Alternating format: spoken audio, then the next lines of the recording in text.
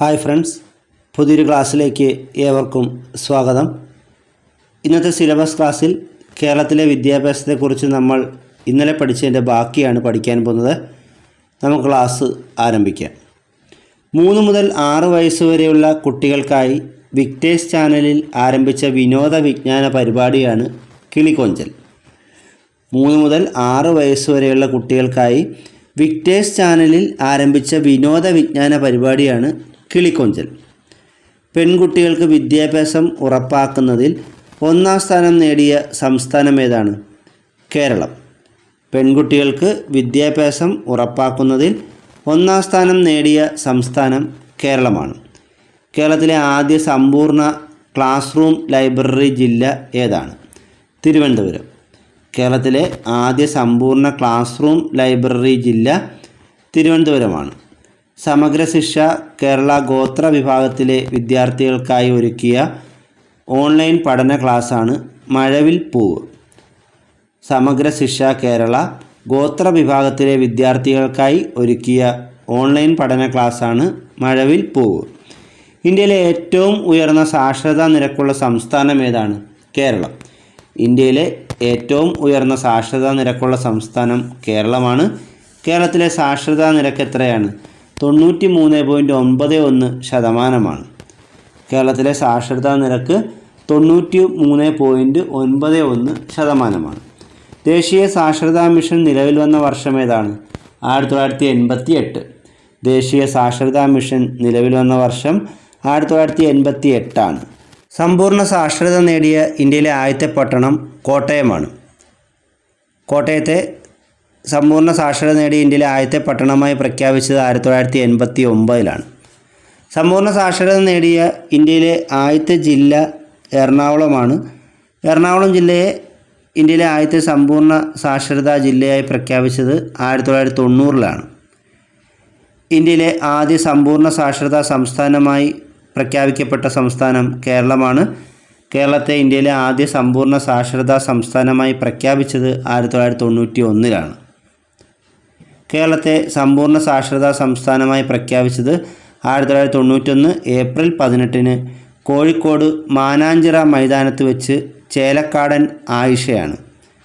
കേരളത്തെ സമ്പൂർണ്ണ സാക്ഷരതാ സംസ്ഥാനമായി പ്രഖ്യാപിച്ചത് 1991 ഏപ്രിൽ 18 കോഴിക്കോട് മാനാഞ്ചിറ മൈതാനത്ത് വെച്ച് ചേലക്കാടൻ ആയിഷയാണ്. കേരളത്തെ സമ്പൂർണ്ണ ആദിവാസി സാക്ഷരതാ സംസ്ഥാനമായി പ്രഖ്യാപിക്കപ്പെട്ടത് എന്നാണ്? 1993 ജൂലൈ 4. കേരളത്തെ സമ്പൂർണ്ണ ആദിവാസി സാക്ഷരതാ സംസ്ഥാനമായി പ്രഖ്യാപിച്ചത് 1993 ജൂലൈ 4. സാക്ഷരതാ നിരക്ക് കൂടിയ കേരളത്തിലെ ജില്ല ഏതാണ്? കോട്ടയം. സാക്ഷരതാ നിരക്ക് കൂടിയ കേരളത്തിലെ ജില്ല കോട്ടയമാണ്. സാക്ഷരതാ നിരക്ക് കുറഞ്ഞ കേരളത്തിലെ ജില്ല വയനാടുമാണ്. സാക്ഷരതാ നിരക്ക് കുറഞ്ഞ കേരളത്തിലെ ജില്ല വയനാടുമാണ്. സാക്ഷരതയിൽ മുന്നിൽ നിൽക്കുന്ന കേരളത്തിലെ ഗ്രാമം ഏതാണ്? ആലപ്പുഴ ജില്ലയിലെ നെടുമുടി. സാക്ഷരതയിൽ മുന്നിൽ നിൽക്കുന്ന കേരളത്തിലെ ഗ്രാമം ആലപ്പുഴ ജില്ലയിലെ നെടുമുടിയാണ്. സാക്ഷരതയിൽ മുന്നിൽ നിൽക്കുന്ന കേരളത്തിലെ മുനിസിപ്പാലിറ്റി ഏതാണ്? ആലപ്പുഴ ജില്ലയിലെ ചെങ്ങന്നൂർ മുനിസിപ്പാലിറ്റി. സാക്ഷരതയിൽ മുന്നിൽ നിൽക്കുന്ന കേരളത്തിലെ മുനിസിപ്പാലിറ്റി ആലപ്പുഴ ജില്ലയിലെ ചെങ്ങന്നൂർ മുനിസിപ്പാലിറ്റിയാണ്. 100% സാക്ഷരത നേടിയ കേരളത്തിലെ ആദ്യ വില്ലേജ് ഏതാണ്? പോത്താനിക്കാട്. എറണാകുളം ജില്ലയിലെ പോത്താനിക്കാട് വില്ലേജാണ് 100% സാക്ഷരത നേടിയ കേരളത്തിലെ ആദ്യ വില്ലേജ്. 100% സാക്ഷരത നേടിയ കേരളത്തിലെ ആദ്യ പഞ്ചായത്ത് കണ്ണൂർ ജില്ലയിലെ കരിവെള്ളൂർ പഞ്ചായത്താണ്. 100% സാക്ഷരത നേടിയ കേരളത്തിലെ ആദ്യ പഞ്ചായത്ത് കണ്ണൂർ ജില്ലയിലെ കരിവെള്ളൂറാണ്. ഇന്ത്യയിലെ സമ്പൂർണ്ണ നിയമസാക്ഷരത നേടിയ ആദ്യ പട്ടണം ചങ്ങനാശ്ശേരിയാണ്. ഇന്ത്യയിലെ സമ്പൂർണ്ണ നിയമസാക്ഷരത നേടിയ ആദ്യ പട്ടണം ചങ്ങനാശ്ശേരിയാണ്. ഇന്ത്യയിൽ സമ്പൂർണ്ണ നിയമസാക്ഷരത നേടിയ ആദ്യ പഞ്ചായത്ത് ഏതാണ്? ആലപ്പുഴ ജില്ലയിലെ ചെറിയനാട് ഗ്രാമപഞ്ചായത്ത്. ഇന്ത്യയിൽ സമ്പൂർണ്ണ നിയമസാക്ഷരത നേടിയ ആദ്യ പഞ്ചായത്ത് ആലപ്പുഴ ജില്ലയിലെ ചെറിയനാടാണ്. ഇന്ത്യയിലെ ആദ്യ സമ്പൂർണ്ണ ഇംഗ്ലീഷ് സാക്ഷരതാ പഞ്ചായത്ത് കോഴിക്കോട് ജില്ലയിലെ മാവൂറാണ്.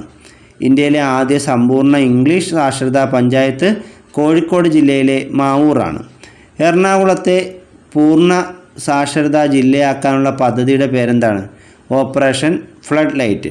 എറണാകുളത്തെ പൂർണ്ണ സാക്ഷരതാ ജില്ലയാക്കാനുള്ള പദ്ധതിയുടെ പേര് ഓപ്പറേഷൻ ഫ്ലഡ് ലൈറ്റ് എന്നായിരുന്നു. ഇന്ത്യയിലെ സമ്പൂർണ്ണ പ്രാഥമിക വിദ്യാഭ്യാസം നേടിയ ആദ്യ സംസ്ഥാനം കേരളമാണ്. 2016 ജനുവരി 13 ഈ ഒരു പ്രഖ്യാപനമുണ്ടായത്.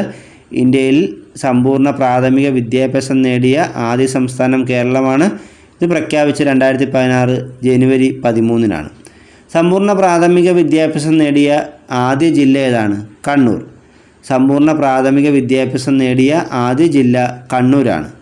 സമ്പൂർണ്ണ പ്രാഥമിക വിദ്യാഭ്യാസം നേടിയ ആദ്യ മുനിസിപ്പാലിറ്റി പയ്യന്നൂർ മുനിസിപ്പാലിറ്റിയാണ്. സമ്പൂർണ്ണ പ്രാഥമിക വിദ്യാഭ്യാസം നേടിയ ആദ്യ മുനിസിപ്പാലിറ്റി പയ്യന്നൂരാണ്.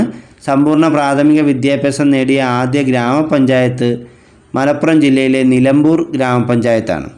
ഏതു പദ്ധതിയുടെ ഭാഗമായിട്ടാണ് സമ്പൂർണ്ണ പ്രാഥമിക വിദ്യാഭ്യാസം നേടുന്ന ആദ്യ സംസ്ഥാനം എന്ന പദവി കേരളത്തിന് ലഭിച്ചത്?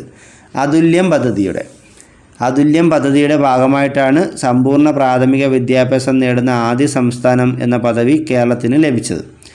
കേരള ശാസ്ത്ര സാഹിത്യ പരിഷത്ത് രൂപീകൃതമായതെന്നാണ്? 1962. കേരള ശാസ്ത്ര സാഹിത്യ പരിഷത്ത് രൂപീകൃതമായത് 1962 കേരള ശാസ്ത്ര സാഹിത്യ പരിഷത്തിൻ്റെ ആസ്ഥാനം തൃശ്ശൂരാണ്.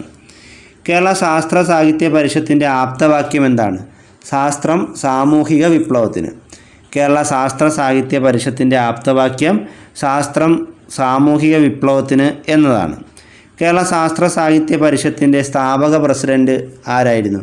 Doctor K Bhaskaran Nair. കേരള ശാസ്ത്ര സാഹിത്യ പരിഷത്തിൻ്റെ സ്ഥാപക പ്രസിഡന്റ് ഡോക്ടർ കെ ഭാസ്കരൻ നായരാണ്. കേരള ശാസ്ത്ര സാഹിത്യ പരിഷത്തിൻ്റെ സ്ഥാപക സെക്രട്ടറി KG അടിയോടിയാണ്. കേരള ശാസ്ത്ര സാഹിത്യ പരിഷത്തിൻ്റെ സ്ഥാപക സെക്രട്ടറി KG അടിയോടിയാണ്. കേരളത്തിലെ ആദ്യ സാമ്പത്തിക സാക്ഷരത നേടിയ പഞ്ചായത്ത് ഏതാണ്? മങ്കര. പാലക്കാട് ജില്ലയിലെ മങ്കര ഗ്രാമപഞ്ചായത്താണ് കേരളത്തിലെ ആദ്യ സാമ്പത്തിക സാക്ഷരത നേടിയ പഞ്ചായത്ത്. കേരള സംസ്ഥാന സാക്ഷരതാ മിഷൻ അതോറിറ്റി അഥവാ KSLMA നിലവിൽ വന്നത് എന്നാണ്? 1998.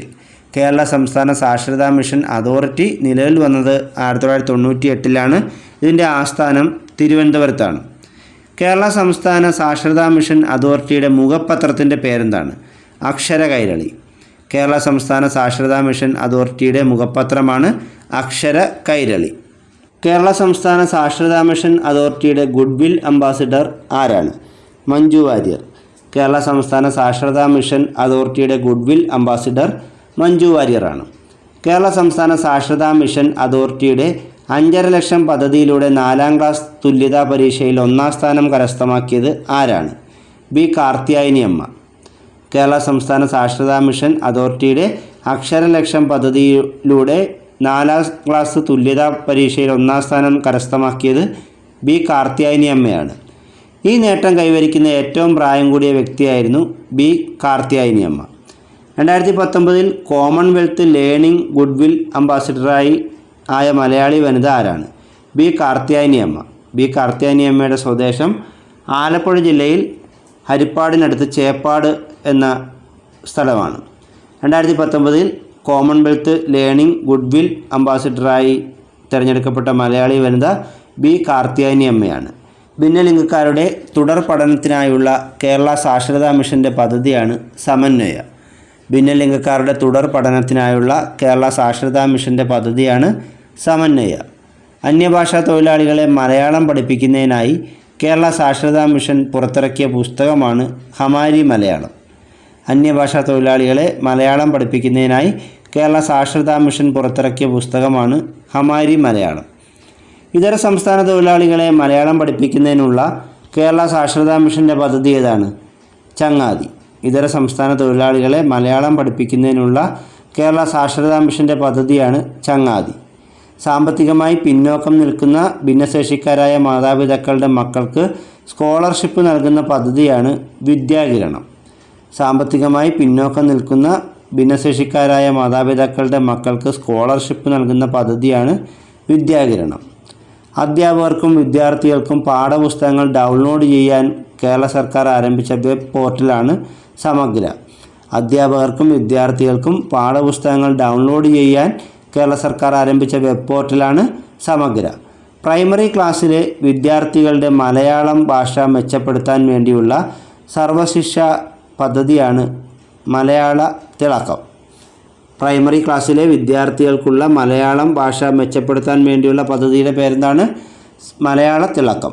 കേരളത്തിലെ ബിരുദ വിദ്യാർത്ഥികൾക്ക് ഇന്ത്യയിലെ മികച്ച സ്ഥാപനങ്ങളിൽ ഉന്നത പഠനത്തിന് അവസരം ലഭ്യമാക്കുന്ന കേരള സർക്കാർ പദ്ധതിയാണ് ധനുസ്. കേരളത്തിലെ ബിരുദ വിദ്യാർത്ഥികൾക്ക് ഇന്ത്യയിലെ മികച്ച സ്ഥാപനങ്ങളിൽ ഉന്നത പഠനത്തിന് അവസരം ലഭ്യമാക്കുന്ന കേരള സർക്കാർ പദ്ധതി ഏതാണ്? ധനുസ്. ഇന്നത്തെ ക്ലാസ് ഇവിടെ അവസാനിച്ചിരിക്കുകയാണ്. കൂടുതൽ അറിവുകളുമായി മറ്റൊരു ക്ലാസ്സിൽ വീണ്ടും കാണാം. Thank you.